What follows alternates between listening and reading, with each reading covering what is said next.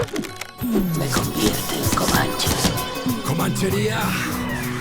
El 7 de octubre de 2023, en un discurso televisado de la oficina de prensa del gobierno, el primer ministro Benjamin Netanyahu prometió operar con fuerza en todas partes. El 13 de octubre de 2023 confirmó que estamos atacando a nuestros enemigos con un poder sin precedentes. El 15 de octubre de 2023, cuando los ataques aéreos israelíes ya habían matado a más de 2.670 palestinos, incluidos 724 niños, el primer ministro declaró que los soldados israelíes comprenden el alcance de la misión y están listos para derrotar a los monstruos sedientos de sangre que se han levantado contra Israel para destruirnos. El 16 de octubre de 2023, en un discurso formal ante la Knesset israelí, describió la situación como una lucha entre los hijos de la luz y los hijos de las tinieblas, entre la humanidad y la ley de la jungla, tema deshumanizador al que volvió en varias ocasiones, entre ellas el 3 de noviembre de 2023, en una carta a soldados y oficiales israelíes publicada también en la plataforma X. La carta afirmaba que esta es la guerra entre los hijos de la luz y los hijos de las tinieblas. No abandonaremos nuestra misión hasta que la luz venza a la oscuridad. El bien derrotará al mal extremo que nos amenaza a nosotros y al mundo entero. El primer ministro israelí también volvió al tema en su mensaje de Navidad, afirmando: estamos ante monstruos que asesinaron a niños delante de sus padres. Esta es una batalla no solo de Israel contra estos bárbaros, es una batalla de la civilización contra la barbarie. El 28 de octubre de 2023, mientras las fuerzas israelíes preparaban su invasión terrestre de Gaza, el primer ministro invocó la historia bíblica de la destrucción total de Amalek por los israelitas, diciendo: debéis recordar lo que Amalek os ha hecho. El primer ministro se refirió nuevamente a Amalek en la carta enviada el 3 de noviembre de 2023 a soldados y oficiales israelíes. El pasaje bíblico relevante dice como sigue: ahora ve, ataca a Amalek y proscribe todo lo que le pertenece. No perdones a nadie. Mata por igual a hombres, mujeres, niños y bebés, bueyes y ovejas, camellos y asnos. Lo que acabo de leer está incluido en la demanda de Sudáfrica ante la Corte Internacional de Justicia, que ha admitido ver indicios de incitación al genocidio en estas declaraciones. Sin embargo, a una semana de esta resolución, Netanyahu sigue desafiando a la justicia internacional. ¿Cómo es que lo logra? Hoy lo hablamos en Zona Comanche. Bienvenidas. Me convierte en Comanche. Comanchería. Bienvenidos y bienvenidas, Comanche, a nuestra habitual cita de los viernes. Hoy vamos a hablar de un tema muy importante. La Corte Internacional de Justicia dio a conocer su fallo provisional hace exactamente una semana desde el día de hoy. Y las reacciones al respecto han sido muy diversas, algunas positivas y algunas más bien bastante lamentables. Vamos a debatir sobre los alcances, los límites, lo que significa como símbolo o como momento histórico una resolución de este tipo. Y para eso cuento en la mesa con Olga Rodríguez, periodista internacional, especialista en temas además en Oriente Medio. Gracias por estar aquí. Un placer. Con Ignacio Gutiérrez de Terán, profesor de Estudios Árabes e Islámicos en la Universidad Autónoma de Madrid. Gracias por estar con nosotras. Y con Teresa Aranguren, periodista internacional, también habitual cuando hablamos de estos temas aquí en la casa. Gracias por estar aquí. Encantada de estar aquí. Antes de empezar la reflexión, como siempre, el resumen de Zona Comanche en el punto de mira. La Corte Internacional de Justicia, el máximo tribunal de la ONU, ha anunciado que se declara competente para investigar la demanda presentada por Sudáfrica contra Israel sobre el posible genocidio perpetrado en Gaza. Además, ha ordenado a Israel tomar todas las medidas cautelares necesarias para prevenir actos genocidas, respetar el derecho internacional, combatir y perseguir la incitación pública al genocidio, garantizar la llegada de ayuda humanitaria y facilitar las inspecciones internacionales sobre el terreno. Se trata de una decisión histórica, porque nunca hasta ahora Israel se ha visto señalada por un organismo internacional como posible perpetrador de genocidio. Hoy, en Zona Comanche, hablamos de las consecuencias políticas de la decisión de la Corte Internacional de Justicia.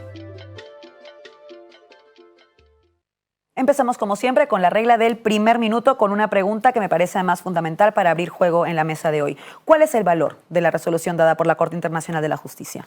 Olga. Es una decisión importantísima con sus medidas cautelares. Es la primera vez que un país aliado de Estados Unidos va a ser investigado, está siendo investigado por genocidio. La Corte Internacional además es muy clara diciendo que hay pruebas plausibles que obligan a investigar a Israel por genocidio. Por lo tanto, la demanda de Sudáfrica es un paso sustancial y así lo han subrayado juristas expertos en derecho internacional de diferentes órbitas y posiciones, lo cual también es muy importante. Al mismo tiempo, le da un mes a Israel para que modifique su postura y sus acciones. Por lo tanto, hay una pregunta aquí que es muy interesante. ¿Qué puede ocurrir si Israel no modifica sus acciones y no las está modificando. Ha seguido bombardeando Gaza, sigue arrastrando a la gente más al sur. Rafah, en la frontera sur, es una olla a presión en estos momentos. Todo esto lo va a revisar dentro de 4 semanas la Corte Internacional. Veremos qué ocurre. Ignacio.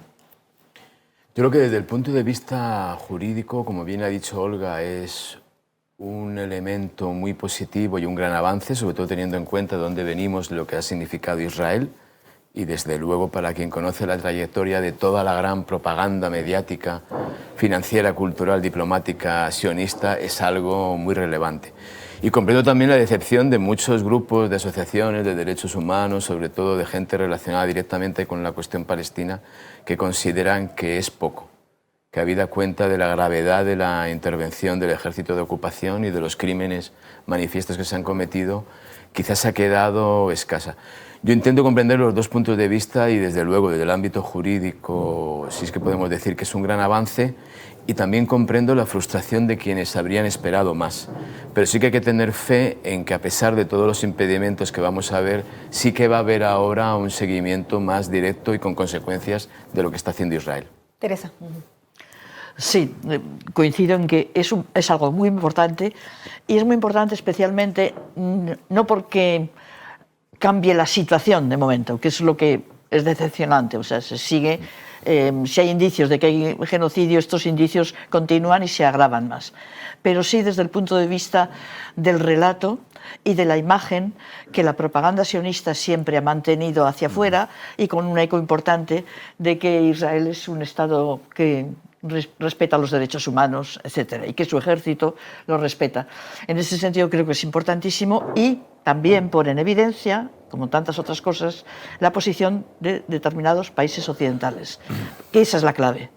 No es solo lo que ha hecho la Corte de Justicia en el Tribunal de la Haya, sino la respuesta tan a favor de Israel y de desoír las peticiones, las medidas cautelares del Tribunal de la Haya de los países occidentales, europeos y Estados Unidos. Una cosa que ha salido en la mesa, mencionaba Olga en su minuto, es cómo era la primera vez que se señalaba de esta manera a un país aliado de los Estados Unidos. En esa clave, y pensando que estamos en momentos donde realmente están pasando cosas lamentables, pero que no dejan por lo mismo de ser históricas también, ¿qué significado histórico tienen estas medidas? Hablabas también, Teresa, este alcance real de las medidas cautelares, más allá de que en efecto haya quien considera que esto es insuficiente. Con respecto a lo de que esto es insuficiente, que por supuesto a todos nos habría gustado que exigiera un alto el fuego inmediato, aunque de alguna manera lo está pidiendo, porque el único modo de cumplir esas medidas cautelares es con un alto el fuego inmediato. No hay otra manera de garantizar que Israel no mate a palestinos, no les provoque un daño físico-moral, como exigen las medidas cautelares, y es el único modo de garantizar la entrada de ayuda. Diversos juristas expertos en derecho internacional lo que señalaban es que, claro, la Corte Internacional de Justicia se ocupa de los estados. Como Hamás no es un estado, si hubiera pedido un alto el fuego, estaría pidiendo un alto el fuego a Israel. Por lo tanto, teniendo en cuenta cuál es la correlación de fuerzas, teniendo en cuenta cuál es la fortaleza de Israel y de sus aliados, eso habría sido contraproducente. De alguna manera, las propias medidas cautelares desembocan en la exigencia implícita de ese alto el fuego, y ahora, el otro día yo entrevistaba al exfiscal jefe fundador de la Corte Penal Internacional, nuevamente hace 2 días lo entrevistaba, y decía, en vez de haber pedido el alto el fuego, que Israel podría haber dicho, pues no lo cumplo y ya está, como suele hacer, ¿no? Ahora deja la pelota en el tejado de Israel, y por lo tanto hay un escrutinio internacional completo sobre las acciones de Israel durante estas 4 semanas. Si no cumple, por lo tanto, estaría acercándose cada vez más al hecho de que la propia Corte Internacional de Justicia pueda establecer y concluir está participando en un genocidio. Con respecto a la comunidad internacional, varios juristas se han pronunciado también interpretando el papel de países como Estados Unidos, que envían armas a Israel. Estados Unidos es el gran proveedor de armas y de ayuda militar a Israel. Israel es el país del mundo que más ayuda militar recibe de Estados Unidos, 3.800 millones de dólares anuales desde hace muchísimos años, y desde la ofensiva y la masacre del 7 de octubre sobre Gaza por parte de Israel, ha habido varios envíos de armamento y de munición por parte de Estados Unidos, reforzando y colaborando activamente en esta masacre, en este desplazamiento forzado, en esta creación de un contexto de hambre. Por lo tanto, juristas como Francis Boyle, que es el primer abogado que ganó un juicio por denuncia de genocidio en un tribunal internacional, en el caso de Bosnia, ha indicado que países como Estados Unidos podrían ser considerados cómplices de genocidio a través de la Convención sobre Genocidio. Le pregunté a Moreno Ocampo por lo mismo y me dijo lo mismo, ¿no? Es claramente una complicidad que en estos momentos se está produciendo en un contexto de estas características gravísimo, porque estamos viendo en tiempo real cómo siguen asesinando a palestinos, cómo siguen matando a palestinos, cómo sigue este desplazamiento forzado a pesar de los llamamientos de Naciones Unidas, a la que Israel ha declarado non grata. Es realmente escalofriante. Hay como dos patas, abro mesa, hay como dos patas. Por un lado está el hecho concreto de que da la impresión, y ahí voy contigo, Teresa, y luego con Ignacio, de que de alguna manera desde Israel se está pretendiendo pasar por alto las medidas cautelares que ha ordenado la Corte, y por otro lado está la otra pata que tiene que ver con las complicidades con esas acciones concretas que serían de darle la espalda a las medidas que está exigiendo la Corte. ¿Cómo leemos estas dos patas en ese contexto, Teresa, y luego Ignacio? Yo creo que hay dos factores. Primero, todos sabemos que la Corte Penal Internacional no tiene medios para obligar a que se cumplan sus medidas. Y ese es el grave problema, como ha pasado siempre con las resoluciones de Naciones Unidas, etcétera. Pero entre estas medidas hay una que es importante analizarla, que es la de garantizar la llegada de ayuda humanitaria sin restricciones suficiente para las necesidades de la población de la franja. Claro, y si la respuesta a esto ha sido una denuncia del ejército israelí, y tengo que decir, el ejército israelí no es una fuente fiable, muy al contrario, tiene una larga trayectoria de manipulación de pruebas, de acusaciones falsas, que duran un tiempo en escena y después se demuestra que son falsas, pero ya han hecho su efecto. Es una técnica de manipulación muy clara esa.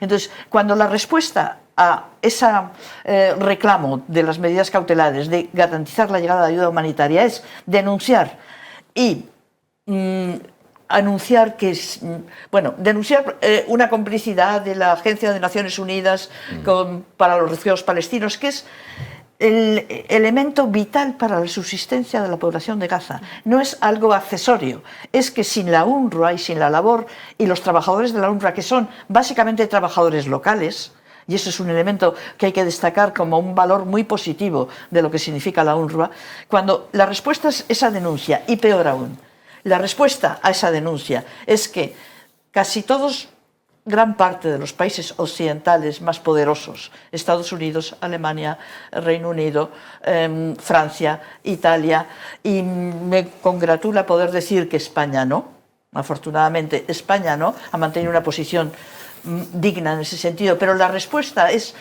inmediatamente, sin esperar una investigación, suspender las contribuciones al presupuesto de UNRWA. La UNRWA no tiene un presupuesto propio, depende de las donaciones de los países miembros de las Naciones Unidas. Entonces, ¿qué quiere decir? Intentar acabar con la UNRWA, que es el mayor actor humanitario en Gaza, no solo en Gaza, pero ahora mismo estamos hablando de Gaza, y que supone dejar desprotegidos ya, más allá de lo que ya lo están ahora, a los 2 millones de personas en Gaza. Eso es, no sé, desde el punto de vista jurídico, desde el punto de vista ético, es escandaloso, vergonzoso, y desde luego yo lo considero un crimen. Creo que habría razones para lo mismo que se puede acusar de complicidad por esa venta especial de armas de Estados Unidos, que lo ha reforzado en este momento, a los países europeos, y no solo europeos, también Japón está ahí, que han suspendido sin más la ayuda a la UNRWA en un momento como este. Estamos hablando de más de 440 millones de dólares que de pronto se han dejado de entregar a la UNRWA. Sí, hay una cuestión importante que es el concepto de complicidad de estados en la campaña militar brutal israelí. Y de hecho la Convención sobre Genocidio, en el artículo 3, en el punto E, incluye una breve reseña que es complicidad en genocidio. Por lo tanto, ahí sí, claro, hay elementos para tomar en cuenta.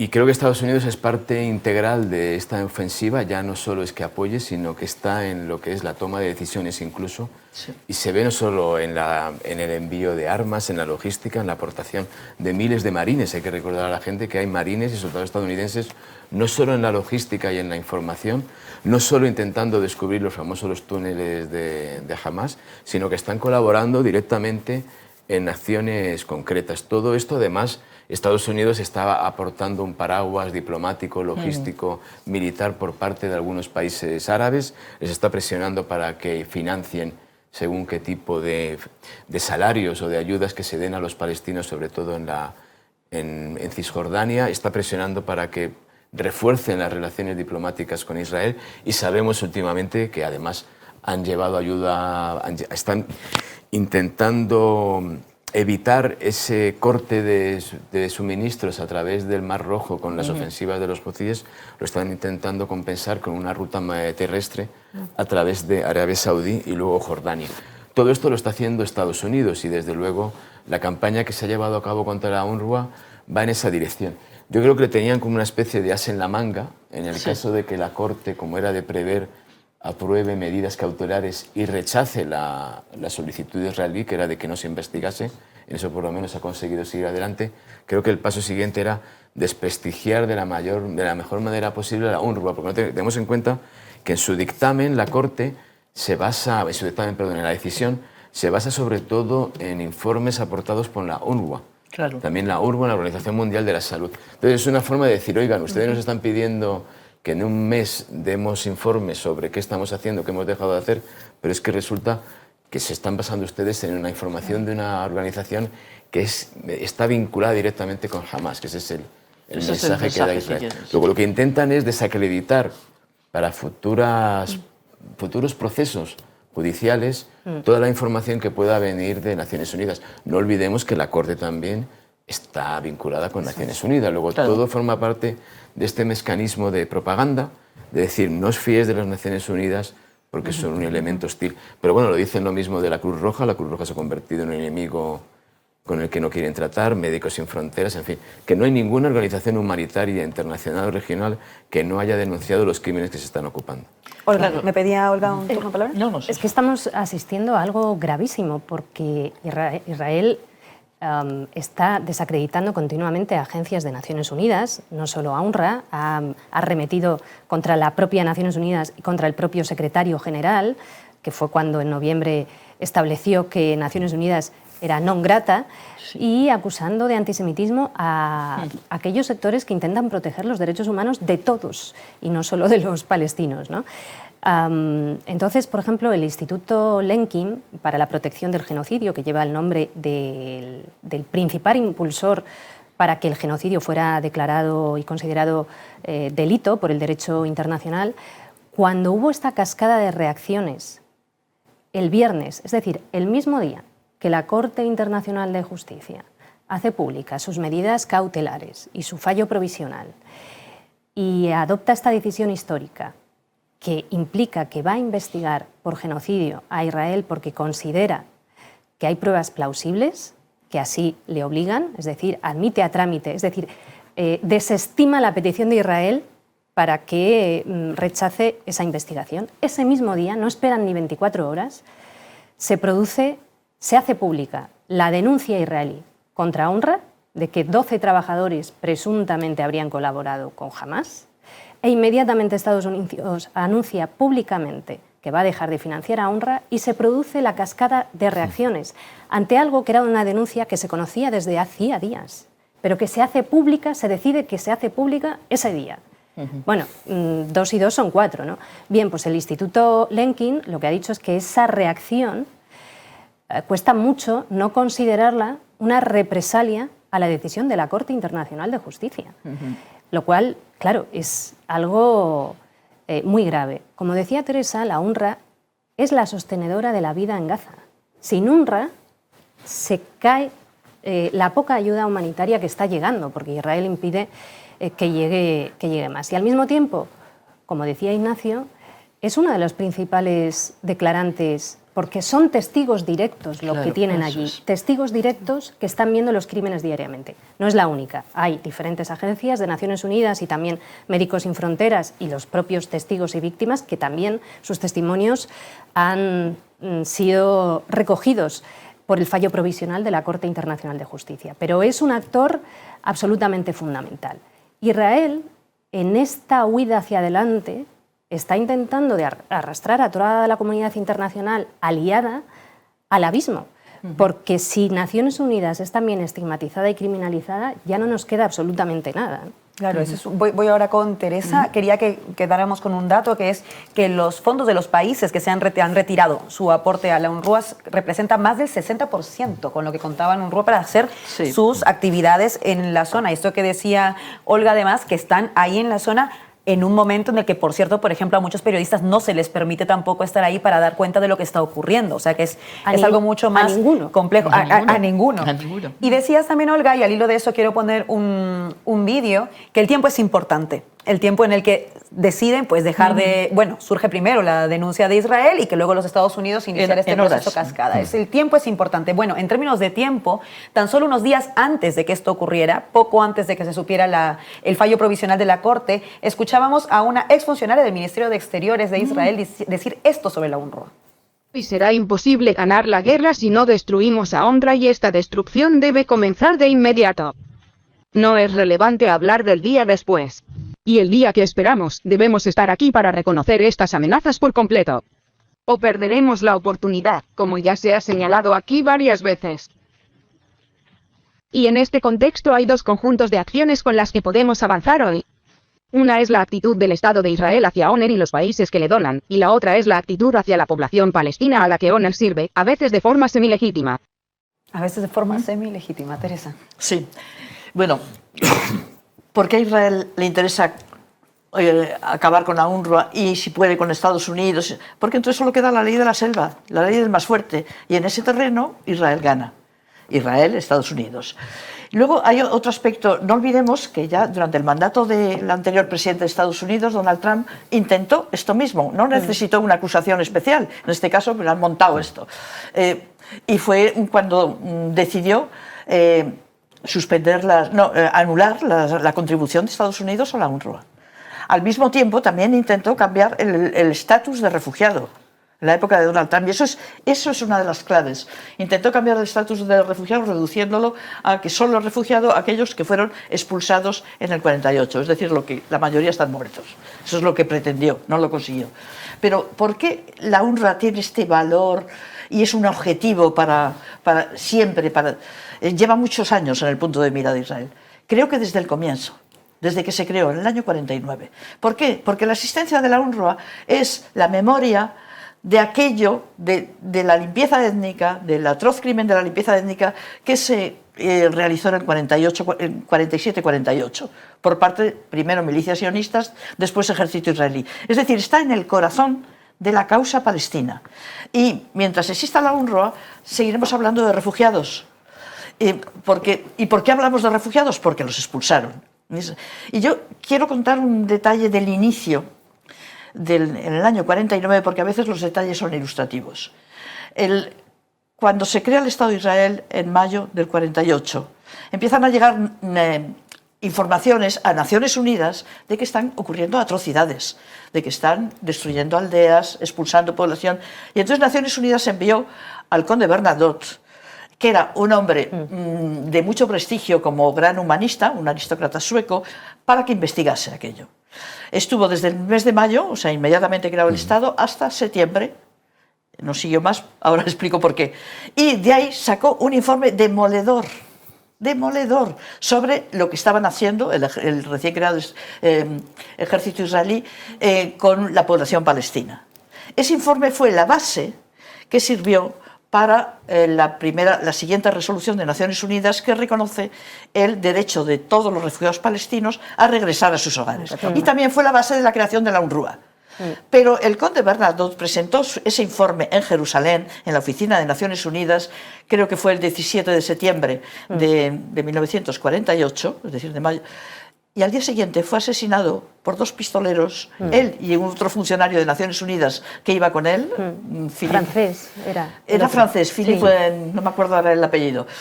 Fueron asesinados por 2 pistoleros del Irgun, uno de las milicias sionistas, y uno de los grupos a los que han pertenecido 2 futuros primeros ministros israelíes, Menachem Begin y Isaac Shamir. Entonces, esto, bueno, ¿por qué cuento esto? Porque esto tiene una larga trayectoria, porque la UNRWA ha sido incómoda siempre, porque es el testigo vivo de lo que ocurrió entonces y de los derechos de los refugiados. Olga. Hay 2 datos más sobre la UNRWA, más allá de lo que ha dicho Teresa, que es fundamental, ¿no? Porque desde entonces, desde ese momento, del asesinato del conde Bernardot hasta hoy, ha estado siempre en el punto de mira Sí. y muy acosada, ¿no? Ahora veíamos cómo su coordinadora en Cisjordania, Israel, anunció públicamente que le retiraba el visado, es decir, ella ya se tiene que ir y no puede volver, y lo explicaba diciendo por el sesgo de Naciones Unidas, palabras textuales. Sí, sí. O sea, una institución que se encarga de velar los derechos humanos, ¿no? Bueno, hay 2 cuestiones fundamentales muy rápidamente. En diciembre se filtró a la prensa israelí un documento del gobierno israelí con un plan para deshacerse de UNRWA, cuya primera fase consistía precisamente en vincular a la UNRWA o a trabajadores de la UNRWA con Hamas. Con Hamas. Es decir, absolutamente lo que ha ocurrido, ¿no? En segundo lugar, ¿quién ha tenido acceso a las pruebas, a las presuntas pruebas que Israel afirma que tiene sobre esos 12 trabajadores? Porque esas pruebas a día de hoy no son públicas, no las hemos podido ver. Sky News, en exclusiva, hace 2 días, publicó que sí había podido tener acceso al informe israelí con estas presuntas pruebas sobre estos 12 trabajadores de UNRWA acusados por Israel. ¿Qué dice Sky News? Que no es sospechosa de ser anti-israelí, precisamente.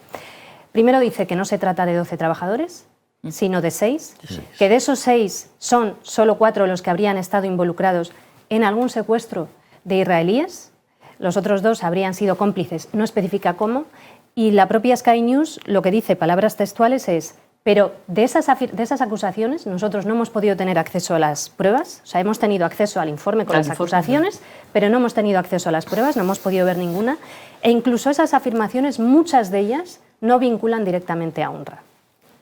Pues entonces, bueno, está claro. Y habría que decir que inmediatamente se retiró a estas personas de sus espacios de trabajo y se inició la investigación, es que eso es algo muy importante, que se dice muy poco. Es que eso es muy importante, porque en la doble vara de medir, o sea, UNRWA inmediatamente reacciona, despide a estos trabajadores, inicia una investigación exhaustiva, mientras que el ejército israelí, que ha matado a 27.000 palestinos y provocado un desplazamiento forzado, y que sigue matando a palestinos diariamente, se le sigue financiando y dando cobertura y apoyo diplomático sólido por parte de buena parte de Occidente. El doble rasero es increíble. Ignacio. Creo que hay una cosa muy grave en lo que está pasando con la UNRWA, y es que es cierto que en un momento era un elemento muy negativo para Israel, pero con el paso del tiempo Israel lo reinvierte para hacer algo que es básico en su labor de ocupación y de expansión, y es echar balones fuera en lo que respecta a la financiación de los territorios que ocupa y de los refugiados. Israel siempre ha querido una agencia para los refugiados palestinos que sea inocua, que no dé la lata, que no se meta en política. Le ha venido muy bien en Líbano, en los campamentos de refugiados, en Jordania, en la propia Siria, y no digamos nada en Palestina. Y ha intentado que haya una forma de financiar a toda esta gente para mantenerlos allí y que no vuelvan. Esa es la gran idea, y luego además a partir de una campaña mediática en la que se ha intentado retorcer mucho el término de refugiado, de desplazado, quién tendría derecho o no, hacer prevalecer su derecho a la existencia diciendo no podemos readmitir a millones de gente que salieron de aquí, porque Israel no dice los expulsamos, dice salieron de aquí, que es otra de sus perfidias en el lenguaje. Y lo que ha intentado durante mucho tiempo es hacer de la UNRWA una agencia decapitada políticamente hablando, que se dedique a gestionar los asuntos de los refugiados. Y ahora ha pasado a un siguiente paso que yo creo que tiene mucho que ver con la actitud de algunos estados árabes, y es que sean estos estados árabes o algunos estados u instituciones externas las que financien lo que es el día a día de los palestinos. Recordemos que Qatar lo estuvo haciendo durante años con la propia Gaza, con el consentimiento de Hamas, que era una de sus pocas vías de financiación, y la idea que están utilizando ahora los dirigentes israelíes es encargar a estados como Emiratos Árabes o Arabia Saudí, sobre todo Emiratos Árabes, que tiene un plan de paz firmado con Israel, que se encarguen de este proceso de financiación de una forma directa o indirecta. Con lo cual la UNRWA ya dejaría de funcionar. Porque no lo olvidemos, Israel cuando lleva a cabo alguna campaña de estas de acoso y de expulsión, nunca se hace cargo luego de la financiación. No, claro. No. Por supuesto, no reconoce que lo ha hecho, sino que dice, bueno, la financiación que corra para Eso es su obligación como potencia ocupante. Claro, y luego también juega mucho con lo que hemos dicho antes. Por ejemplo, el genocidio está claro, la expulsión de la población. Pero claro, lo que están diciendo muchos dirigentes israelíes, de hecho la líder de los colonos lo decía el otro día, después de la decisión de la Corte, cosa que también será objeto de estudio, está diciendo, lo que tenemos que hacer es que la población de Gaza se muera de hambre y no tenga acceso ni a alimentos ni a bebida para que se vayan. Con lo cual nosotros podemos decir, no les hemos expulsado, sino que se han ido voluntariamente. Se han ido voluntariamente, que es otra de las grandes perfidias de este lenguaje. Sí. Es que también justo al día siguiente del fallo provisional de la Corte Internacional de Justicia hubo un congreso en Israel al que asistieron 12 ministros, Colonizar no uno Gaza. ni dos, Sí. 12 ministros del gobierno actual de Netanyahu apoyando la expulsión de los palestinos. Textualmente uno de los ministros dijo, tenemos que alentarles a que se vayan. Y todo giró en torno a poder volver a asentarse en Gaza con asentamientos y con colonias ilegales. Sobre lo de UNRWA, solo una cosa más, que creo que se mencionó antes, pero por desarrollarlo. El propio Francis Boyle, vuelvo a decir que ha sido el primer abogado que ganó en su día una cuestión sobre genocidio en el caso de Bosnia, él considera que también esta reacción inmediata de varios países en cascada, retirando los fondos y la financiación a UNRWA, podría estar violando también la Convención sobre Genocidio. En concreto, el artículo 12 de la Convención, que se refiere a infligir deliberadamente al grupo condiciones de vida calculadas para provocar su destrucción física total o parcial. También la propia relatora de Naciones Unidas para Palestina, Francesca Albanese, se ha pronunciado en el mismo sentido y destacaba y decía, o sea, el día siguiente de que la Corte Internacional considerara verosímil que Israel está cometiendo genocidio en Gaza, se decide esto, lo cual podría suponer un castigo, bueno, es un castigo de hecho colectivo a millones de palestinos en el momento más crítico y muy probablemente, ha dicho la relatora de Naciones Unidas, violando las obligaciones de estos países que han retirado los fondos en relación con la Convención sobre Genocidio actual, ¿no? Por lo tanto, bueno, es algo que también hay que tener en cuenta. En definitiva, vemos además, con respecto a este fallo provisional de la Corte Internacional, que países como Estados Unidos no solo están reaccionando empujando a Israel para que cumpla, sino que están operando en sentido contrario. Quiero que oigamos precisamente al portavoz del Consejo de Seguridad Nacional de la Casa Blanca. Al respecto, mencionaba John Kirby lo siguiente, importante tenerlo en cuenta porque vamos a ver también cómo se moviliza todo esto a partir del fallo provisional de la Corte. I want to be very clear, and I know I've said this a million times, and you all are probably sick of me following up on this, but that doesn't mean that we excuse any single innocent life lost. The right number of civilian casualties is 0, but there's no indication that we've seen that validates a claim of genocidal intent or action by the Israeli Defense Forces. Thank you. El número real de muertes civiles es 0. Lo ha dicho textualmente. Y a esto quisiera añadir un matiz porque hablamos de las complicidades internacionales, que me parece importante para entender por qué precisamente de alguna manera el Estado de Israel puede saltarse lo que se le está diciendo. Es si las elecciones presidenciales que serán este año también en Estados Unidos podrían girar algún tipo de tuerca en al menos el discurso o en esta complicidad como estamos viendo por parte de los Estados Unidos. Yo creo, bueno, oír esto, es que hay algo obsceno en el lenguaje, pero muy obsceno. En ese meeting de colonos con la presencia de 10 ministros, se dijo que abandonen espontáneamente. Entonces, este cinismo, y que se parece muchísimo al lenguaje con el que se intentó tapar la expulsión del 48, y vuelvo a lo mismo, es que se repiten los métodos. Sí, sí, sí.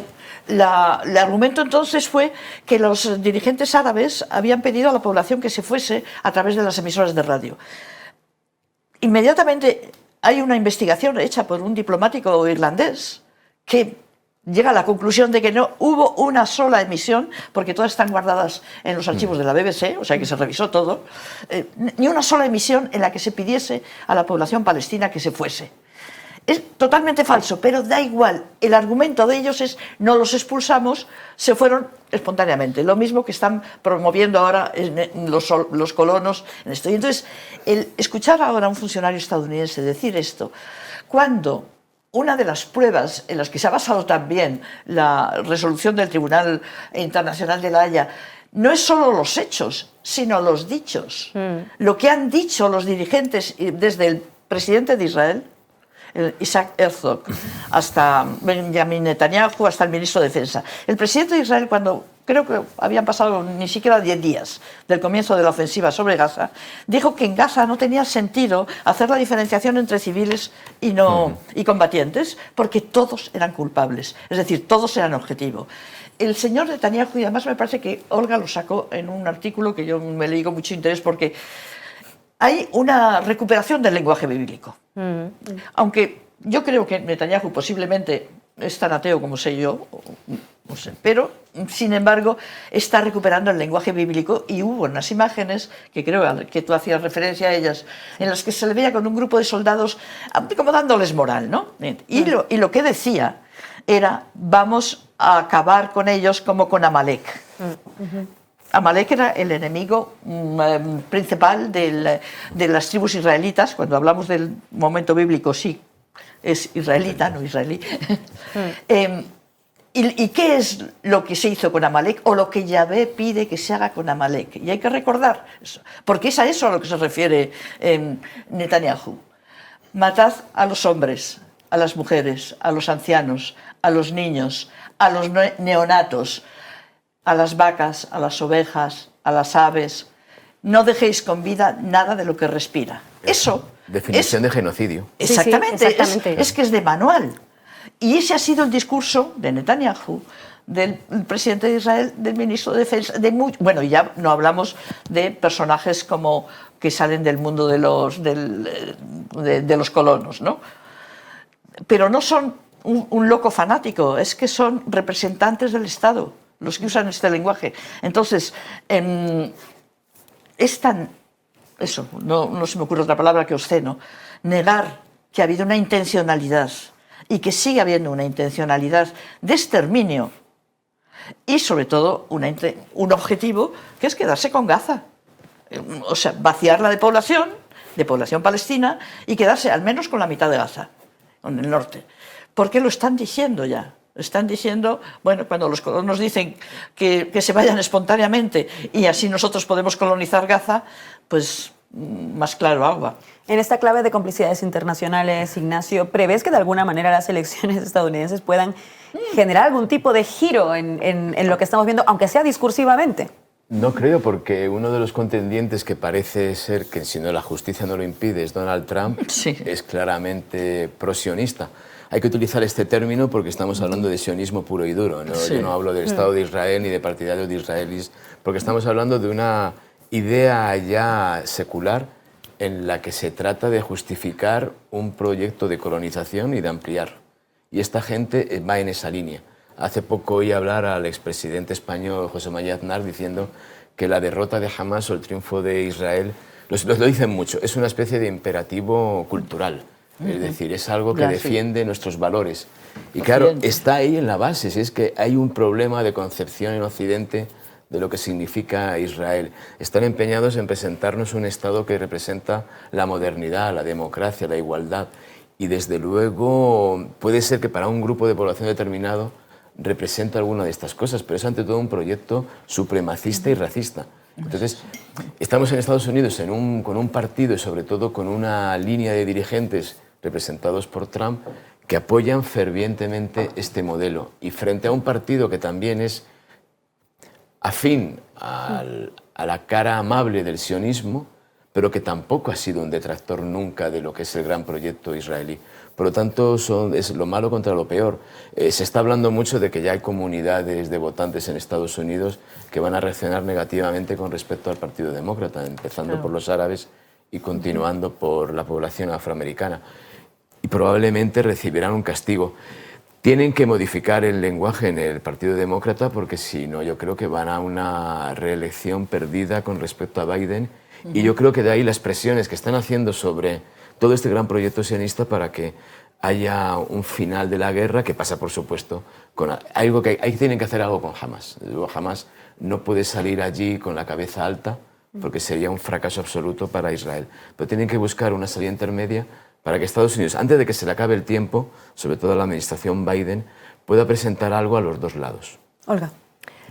Claro, hay un libro que publicó en el año 2006 el expresidente Jimmy Carter, en el que menciona que think tanks como AIPAC son fundamentales para entender las dinámicas de la política estadounidense con respecto a Israel.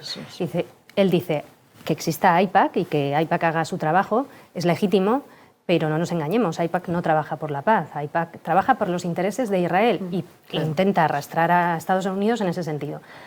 Y escribía Carter, y posteriormente lo ha vuelto a decir en varias entrevistas, dice, no conozco, creo, a ningún diputado estadounidense que esté dispuesto a defender los derechos humanos de los palestinos. Bueno, eso ha cambiado un poco porque ahora hay dos en el Partido Demócrata, pero o tres, son absolutamente minoritarios. Vimos como hace tan solo unas semanas el Congreso estadounidense aprobaba una resolución que atenta contra la verdad, que equipara, que dice que el antisionismo es antisemitismo, lo cual es bueno, muy grave. No sé si está basada en la ignorancia colectiva o en el cinismo colectivo. En todo caso, esto está generando una atmósfera macartista en Estados Unidos en la que vemos cómo hay artistas, académicos, estudiantes que están siendo estigmatizados, perseguidos, criminalizados, sus declaraciones tergiversadas o incluso se les atribuyen posicionamientos falsos para poder desprestigiar la posición de la defensa de los derechos humanos de los palestinos y la posición que defiende el cumplimiento de las Resoluciones Unidas y del derecho internacional. Esto es lo que está pasando actualmente en Estados Unidos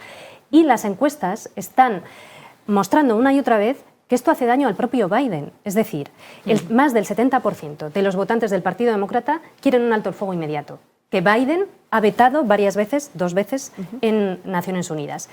Y la mayoría de los votantes del Partido Demócrata, de entre 18 y 34 años, desaprueban contundentemente la posición de Biden con respecto a Israel. Por lo tanto, se está despejando un camino que va a facilitar, que puede facilitar que gane nuevamente Trump. Pero, por supuesto, Trump fue el primero, nunca hasta la fecha había ocurrido que Estados Unidos hubiera suspendido la financiación a UNRWA, fue Trump el primero que lo hizo. Por supuesto, Trump es sionista, pero Biden también es el presidente de la historia de Estados Unidos de los últimos años que más ha cerrado filas en la defensa de Israel y que más deferencia está teniendo con Israel, hasta el sentido de que está dispuesto a que Israel le arrastre a una guerra regional en estos momentos. Recordemos que hace unas semanas Kirby, al que veíamos ahora aquí, que es el portavoz de la Casa Blanca, cuando le preguntaban ¿hay líneas rojas para Israel?, él contestaba tajantemente no, no hay líneas rojas para Israel. Pues lo decía claramente, estábamos hablando de cómo esto igual está afectando en términos electorales a Biden, evidentemente. Hay una movilización ciudadana, diría yo, a nivel mundial que se está movilizando por Palestina. Voy contigo, Teresa, lo mencionaste tú también en un momento. ¿Está perdiendo el relato Netanyahu ya a estas alturas? No solo Netanyahu, el mundo, el entorno sionista y el pro-israelí, de hecho, sí. Porque muchas veces se habla del poder del lobby sionista. Y yo creo que en términos económicos, seguro que hay en Estados Unidos lobbies muchísimo más poderosos. Pero en el terreno de la creación de opinión, en los medios de comunicación, ahí es donde sí, es muy potente. Y eso explica también, en parte, pues la incapacidad de cualquier candidato a la presidencia de Estados Unidos, a no ser que esté ya a final de su segundo mandato, es decir, cuando ya no se va a volver a presentar, ni siquiera apuntar una ligera crítica a Israel. Recuerdo que el presidente Obama, al final de su mandato, hizo algo que no habían hecho ningún presidente estadounidense, que fue no vetar una resolución en el Consejo de Seguridad que decía esa resolución, reiteraba, no es que lo dijese por primera vez, que todas las colonias, todos los asentamientos en los territorios palestinos son ilegales. Todos, que eso también es importante con respecto al lenguaje, porque a veces se habla de asentamientos ilegales como si hubiera otros legales, y no hay ninguno legal. Pero en fin, entonces hay todo un entramado de lenguaje, el equiparar antisionismo con antisemitismo no es casual, no es simplemente un error, como tú decías. Es una estrategia de comunicación con la que se acallan voces, muchísimas, y lleva en funcionamiento porque no es solo Estados Unidos, en Francia también estamos en eso. Entonces, hay una acusación para un europeo más tremenda que te llamen antisemita, cuando está toda la carga de Europa haber sido el escenario del nazismo y... Entonces te están acusando, te están haciendo cómplice de uno de los mayores crímenes en la historia reciente de la humanidad. Y, claro, ¿quién se atreve a eso? También te pueden hundir por medidas legales. Por eso son muy importantes este tipo de lobbies que funcionan en el terreno legal para denunciar todo lo que consideran que es denunciable como antisemitismo. Y claro, si el antisionismo es antisemitismo, las críticas a Israel se convierten en imposibles. Entonces, es una estrategia de comunicación. No es que estén equivocados o sí. No, yo creo que saben muy bien lo que hacen y claramente intentan callar. Y ahora mismo habrá una andanada de acusaciones de antisemitismo porque, claro, las críticas a Israel ahora están siendo muy fuertes, porque lo estamos viendo. Hablabas de estrategias y justo hablábamos antes de empezar este programa de que ha habido iniciativas que se han desplegado, por ejemplo, en los Estados Unidos. La comentabas un poco, Olga, y me gustaría que la resumas para la gente que nos está viendo, que ha habido iniciativas de llevar incluso a, un proceso contra Biden por su acción defendiendo a Israel en un contexto como este. Yo precisamente ayer estuve con algunas de las personas que se han personado en esta denuncia, que fue presentada el pasado mes de noviembre a través del Centro de Derechos Constitucionales estadounidense, con base en Washington y Nueva York, integrado por abogados estadounidenses, pero también han participado organizaciones palestinas e individuos palestinos que son o familiares o víctimas directas de lo que está ocurriendo en Gaza. Y ha sido muy interesante porque las notas informativas que se iban publicando en Estados Unidos asumían que lo iba a desestimar el juez de manera inmediata, ¿no? Pero cuando el juez empezó a escuchar los testimonios de esas víctimas y de esas familias de víctimas, así como a escuchar las declaraciones públicas de integrantes del gobierno israelí y de expertos en genocidio, la cara de este juez se le iba cambiando, se puede ver online porque ha quedado todo grabado, y una audiencia que algunos esperaban que durara 1 minuto, duró horas. Finalmente, lo que ayer estableció el juez es que, como no tienen una ley de justicia universal, como aquí ya tampoco tenemos, pues lamentablemente no tiene los recursos suficientes para poder abordar esta denuncia contra la administración Biden, pero decidió que era absolutamente necesario establecer, primero, que hay pruebas plausibles para investigar por genocidio a Israel, es decir, cerrar filas en apoyo a lo que ha establecido la Corte Internacional de Justicia, y implora, este es el verbo que usa, implora a la administración Biden para que revise de forma inmediata las consecuencias de su apoyo inquebrantable, esto es la expresión que emplea el juez, su apoyo inquebrantable a Israel.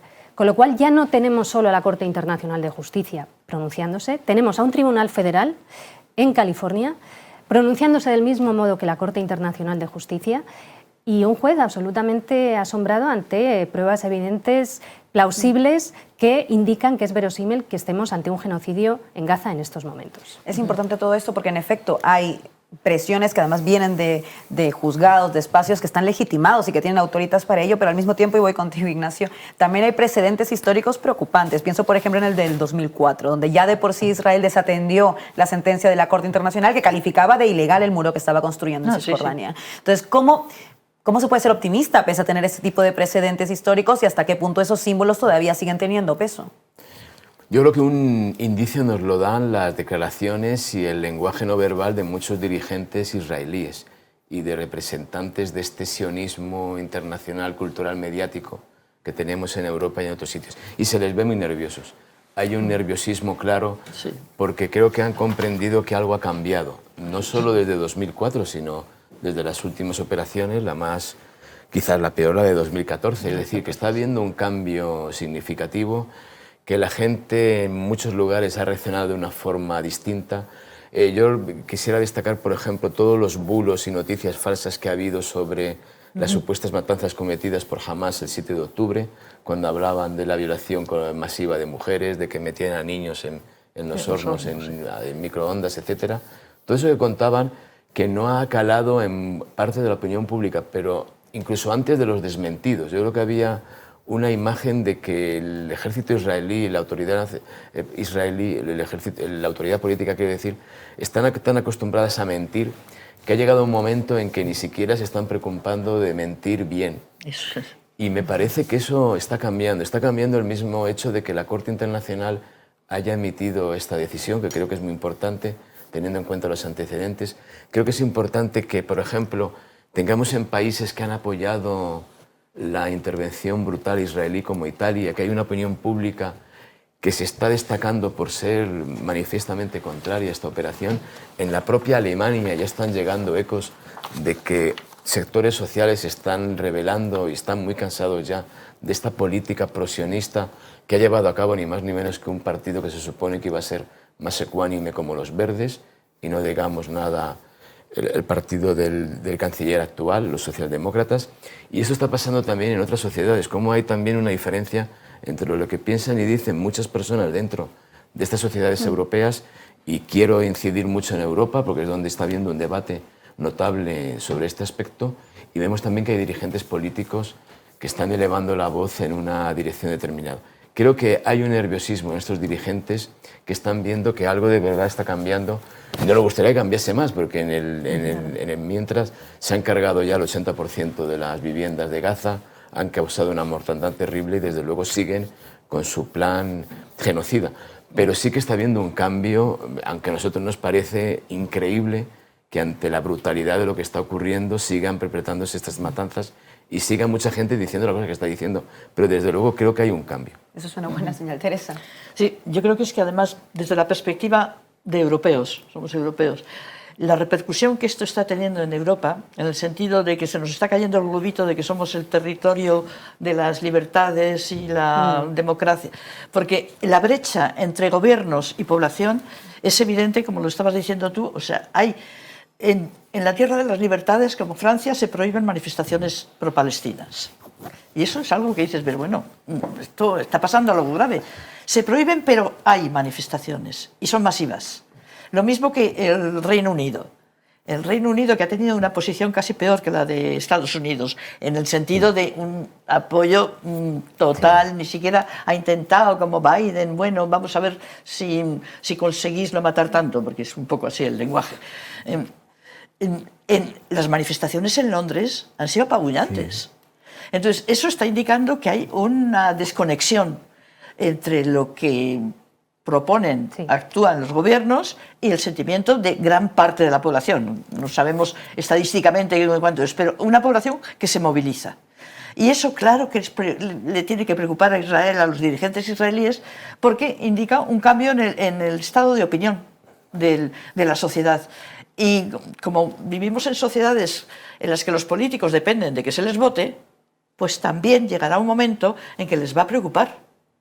Les tiene que preocupar esa desconexión con el sentir de gran parte de su población. Es lo que deja un resquicio así como de esperanza. Ahora, desde un punto de vista de pérdida de valores que considerábamos muy arraigados como valores europeos, creo que también tenemos que hacérnoslo mirar como europeos, porque se está llegando a unos niveles de ocultamiento, de censura, porque todo esto está siendo en contra de medidas gubernamentales y en contra de la actitud de grandes medios de comunicación. La población está saliendo a la calle cuando los grandes medios no están en sintonía con ese sentimiento. No digo todos los medios, digo grandes medios. Y eso te indica algo se está rompiendo en nuestra sociedad. Es que no solamente valores y también instituciones. Olga. Es que aquí está en juego no solo el futuro del pueblo palestino, sino el orden mundial en el que nos podemos mover. Me gustó algo que dijo el otro día cuando estaba en Bruselas un abogado especializado en Derecho Internacional palestino, que es de Gaza pero vive en La Haya, que dijo: Gaza es vuestra ventana a la verdad.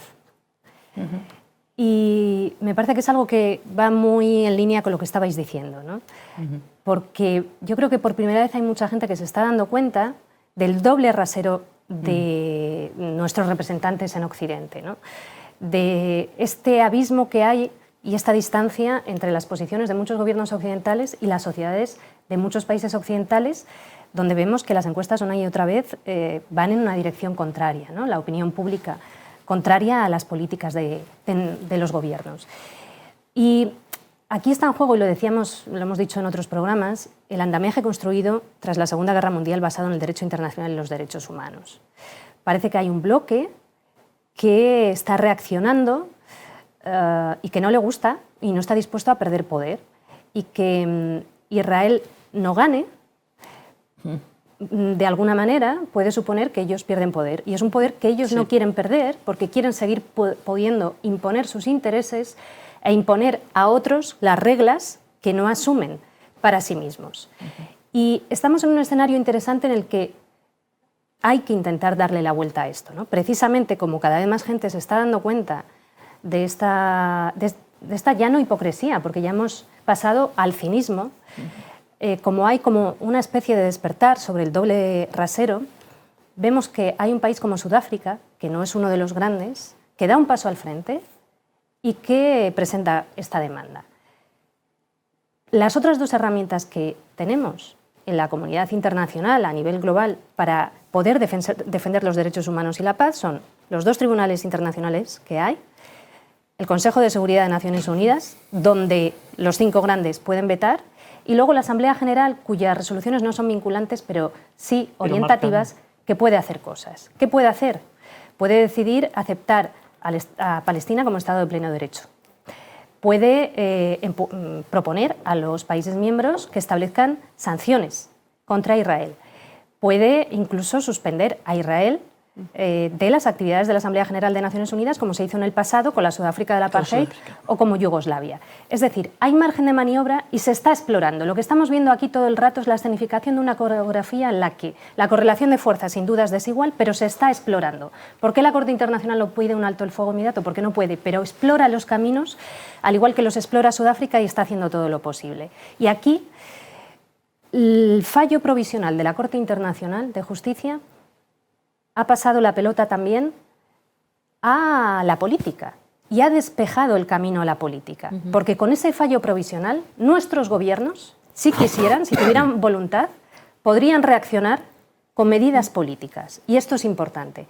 Y lo que tienen que asumir es que no solo los grandes tienen que regir el mundo, es que los estados pequeños también tienen que intentar poder condicionar las dinámicas del orden internacional para poco a poco ir dando pasos que vayan llevándonos a unas dinámicas de más respeto mutuo entre estados y de menos imposiciones. Y todo esto es muy interesante y muy importante. No solo los grandes y no solo los occidentales. Exactamente. Esto que te está diciendo. Que Esto es. Pero me ha gustado quedarme con la idea de que hay margen de maniobra y que creo que eso además da luces y que en efecto la pelota está en la cancha de la política también. Y además que creo que en un año electoral eso es importante. Parece mentira, pero hemos llegado al final del programa.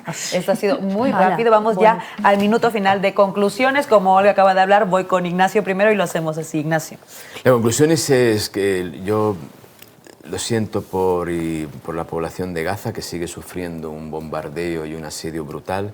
La situación humanitaria es terrible. A veces resulta un poco obsceno hablar de cosas de política y de geoestrategia, porque en realidad lo que estamos hablando es del padecimiento de cientos de miles de personas y por desgracia continúa. Y parece que muchas veces en el debate político estamos hablando más de cuestiones de alta política que del padecimiento de seres humanos. Y es a mí lo que más me duele y más me conturba. Desearía que acabase ya mismo, pero desde luego estamos hablando de un Estado voraz, de un Estado criminal y de una política para una zona que va buscando objetivos que van más allá de lo que es la destrucción de un territorio como Gaza. Hay una alta política que, por desgracia, que es muy baja política, pero que es, por desgracia, la que rige los destinos de cientos de miles de personas hoy en día en Gaza. Teresa. Lo que estamos viendo en Gaza, lo que vemos a través de las imágenes, es la auténtica cara de la ocupación. Es todo el lenguaje que intenta tapar la atrocidad cotidiana de la ocupación se ha caído viendo esta atrocidad que es el intento de exterminio de 2 millones y pico de personas en Gaza. Y también creo que ha puesto en evidencia el el cinismo de los países occidentales. Esto no está afectando solo a Israel, excepto honrosas excepciones, y quiero volverlo a decir, afortunadamente el gobierno de España no ha estado ahí, el de Irlanda tampoco, el de Bélgica tampoco, pero la mayoría están en esta desvergüenza tan evidente. Y que haya tenido que ser un país africano, Sudáfrica, el que tenga la decencia de dar ese paso, creo que nos dice también mucho de dónde estamos en este mundo que llamamos Occidente, que no es un concepto geográfico, sino ideológico, y lo que significamos para otros. Olga. Estamos ante un momento crucial y muy importante en el que hay que empujar por más derechos humanos y por menos abusos. Lo que el Tribunal Penal Internacional hizo en 2004 con respecto a Israel fue una recomendación. Ahora estamos ante una investigación en curso por genocidio contra Israel. Es un paso importantísimo que no hay que desperdiciar. Cuando Israel justifica sus atrocidades y sus crímenes diciendo que va a acabar con Hamás, no va a poder acabar con Hamás. La guerra contra el terror impulsada por Estados Unidos, hemos visto cómo, lejos de acabar con ese presunto terror, y digo presunto porque han llamado terror a todo, incluso muchas veces a sectores importantes civiles, eso ha supuesto que se triplique la violencia en todos estos países. La violencia engendra más violencia, pero quieren empujarnos a una militarización de las mentes y a un belicismo en el que nos presentan la vía de la fuerza, del abuso y de la violencia como única opción. Y termino con una anécdota que me contaba el otro día un palestino que vive en Ramallah, defensor de los derechos humanos. Dice: yo desde el 7 de octubre procuro ponerme mis mejores calzoncillos todos los días, porque lo que estoy viendo a mi alrededor es una y otra vez arrestos arbitrarios, arrestos también de menores de edad, ya lo sabemos, y estoy preparado porque sé que aunque no haya nada de lo que me puedan acusar, pues como estoy tratando de defender los derechos humanos de mi gente, cualquier día vienen a por mí. No nos olvidemos de Cisjordania, hay una ocupación ilegal que viola las resoluciones de Naciones Unidas ahí, extendiéndose cada día, y además también van a querer usar Gaza para consolidar estos crímenes de guerra en Cisjordania, y para ello usan una y otra vez la palabra. Como dijo Kapuscinski, las guerras empiezan antes de que se oiga un primer disparo, empiezan con un cambio de vocabulario en los medios, y eso también es importante, que sigamos empujando para que se emplee el vocabulario apropiado y para que se hable claro en estos momentos tan cruciales. Olga, Ignacio, Teresa, muchísimas gracias por haber estado con nosotras en Zona Comanche. Seguiremos, como siempre, cubriendo lo que está ocurriendo en Palestina y, sobre todo, dándole voz y espacio al debate sosegado, reflexivo y profundo sobre lo que estamos viviendo. Me quedo con cosas positivas, algo de esperanza con el margen de maniobra, pero sin duda nos toca hacer todavía muchísimo más. Gracias a ustedes por estar con nosotras y para que sigamos haciendo programas así, no olviden entrar a canalred.tv y darle a suscribir. Nos vemos el próximo viernes. ¿Sabes qué significa Comanche? Enemigos para siempre.